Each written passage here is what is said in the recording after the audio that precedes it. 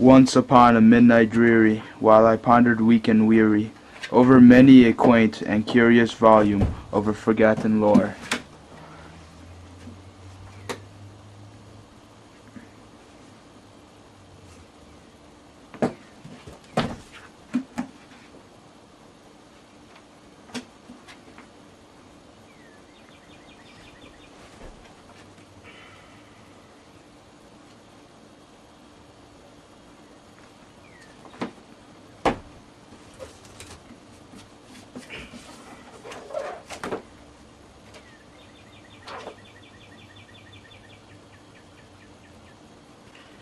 While I nodded, nearly napping, suddenly there came a tapping, as someone gently rapping at my chamber door. "'Tis some visitor," he muttered, tapping at my chamber door. Only this, and nothing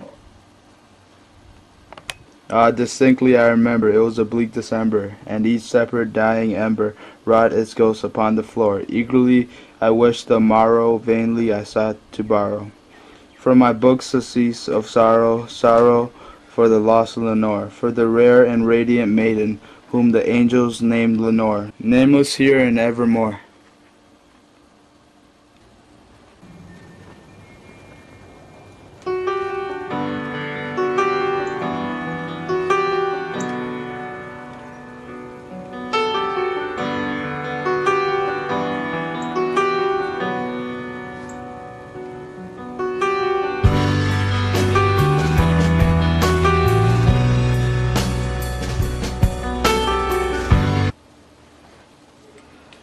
And the silken, sad, uncertain rustling of each purple curtain thrilled me, filled me with fantastic terrors never felt before, so that now, to still the beating of my heart, I stood repeating, "'Tis some late visitor intruding at my chamber door. Some late visitor intruding at my chamber door. This it is, and nothing more." Presently my soul grew stronger, hesitating then no longer. "Sir," said I, or "Madame, truly your forgiveness I implore, but the fact is I was napping, and so gently you came rapping, and so faintly you came tapping at my chamber door, that I scarce was sure I heard you." Here I opened the wide door. Darkness there, and nothing more. Here I opened the wide door, darkness there, and nothing more.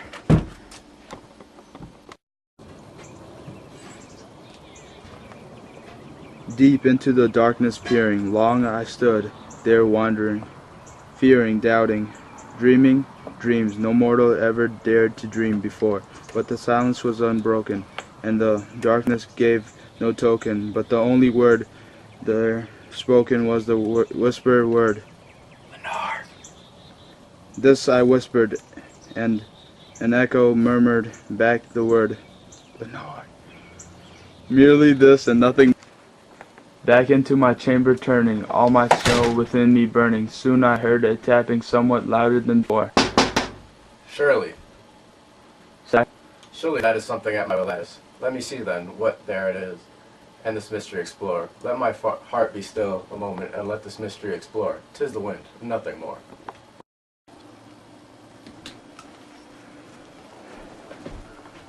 Open here I swung the shutter, when with many a flutter, in there stepped a stately raven in the saintly days of yore. Not the least absence made he, not a minute stopped or stayed he, but with mien of lord or lady, perched above my chamber door, perched upon a bust of Pallas, just above my chamber door, perched and sat, and nothing more. Then this ebony bird beguiling my sad fancy into smiling, by the grave and stern decorum of the countenance it wore. "Though thy crest be shorn and shaven, thou," I said, "art sure no craven, ghastly grim and ancient raven, wandering from the nightly shore. Tell me what thy lordly name is on the night's Plutonian shore." Quoth the raven, "Nevermore." Much I marveled this ungainly fowl to hear discourse so plainly, though its answer little meaning, little relevancy bore. For we cannot help agreeing with no living human being, ever yet was blessed with seeing bird above his chamber door, bird or beast, above the sculptured bust above his chamber door, with such name as Nevermore. But the raven, sitting lonely on the placid bust, spoke only that one word, as if his soul was in that one word he did outpour, nothing further than he uttered, not a feather than he fluttered, till I scarcely more than muttered. Other friends have flown before. On the morrow he will leave me, as my hopes have flown before. Nevermore? Startled at the stillness broken by reply so aptly spoken, Doubtless, said I. what it utters is its only stock and store. Caught for some unhappy master, whom unmerciful disaster followed fast, and followed faster, till his songs one burden bore, till the dirges of his hope that melancholy burden bore of nevermore. But the raven, still beagling at my sad soul into smiling, straight I wheeled a cushioned seat in front of the bird and bust and door. Then upon the velvet sinking, I betow myself to linking fancy unto fancy, thinking what this ominous bird of yore, what this grim, ungainly, ghastly gaunt of ominous bird of yore meant in croaking, Nevermore. This I sat in guessing, but no syllable expressing, to the fowl whose fury eyes now burned into my bosom's core. This and more I sat divining, with my head at ease reclining, on the cushion's velvet lining that the lamplight gloated o'er, but whose velvet violet lining with the lamplight gloating o'er, she shall press, ah, nevermore. Prophet, said I, thing of evil, prophet still, if bird or devil, whether tempter sent, or whether tempest tossed here ashore, desolate yet all undaunted, on this desert land enchanted, on this home by horror haunted, tell me truly, I implore, is there balm in Gilead? Tell me, I implore. Quoth the raven, Nevermore?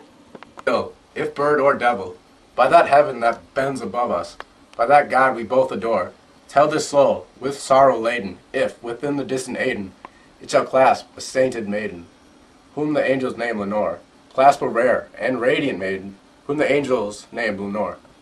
quoth the raven, Nevermore? Be that word our sign of parting, bird or fiend. I shrieked upstarting. Get thee back into the tempest and the night's Plutonian shore. Leave no black plume as a token of that lie thy soul hath spoken. Leave my loneliness unbroken. Quit the bust above my door. Take thy beak from out my heart, and take thy form from off my door. Quoth the raven, Nevermore?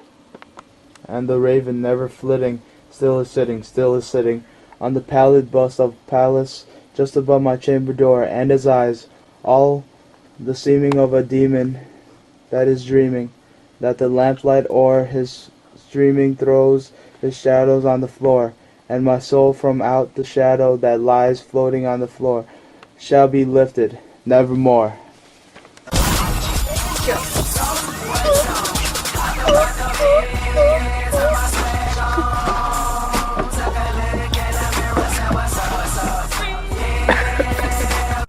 Three, two, one, go.